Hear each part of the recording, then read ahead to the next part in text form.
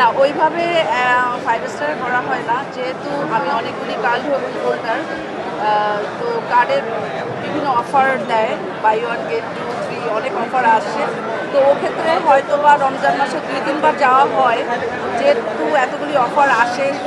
So সেগুলি আর কি গ্রহণ করার জন্য ম্যাক্সিমাম টাইমই আমি চেষ্টা করি পরিবারের সাথে ইফতার করার।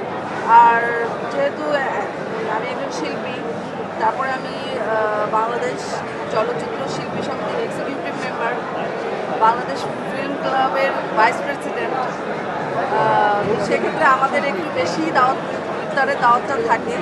তো মন রক্ষার্থে কিংবা সামাজিকতা বজায় রাখার জন্য ইফতার পার্টিতে আসলে অনেকগুলি ইফতার পার্টিতে অ্যাটেন্ড করা হয়। ঈদের দিনের অনেক প্ল্যান আছে, সেইখানে একটি প্ল্যান হচ্ছে নিজের হাতে সব কিছু রান্না করব। আমার ছেলের খুব শখ, প্রিয় হচ্ছে, ও মোরগ পোলাও পছন্দ করে, ওটা আমি করব। আরও আমার হাজব্যান্ডেরও ফেভারিট ডিশ আছে, ওগুলি রান্না করব। সকালটা আমি আমার বাসায় কাটাবো। তারপরে দুপুরের পরে হয়তো আমি শ্বশুরবাড়ি যাব, পুরান ঢাকা ওয়ারিতে, ওখানে যেতে পারি। আর রাতের বেলাটা আমি আমার পরিবারকে নিয়ে ডিনারে বেরোবো।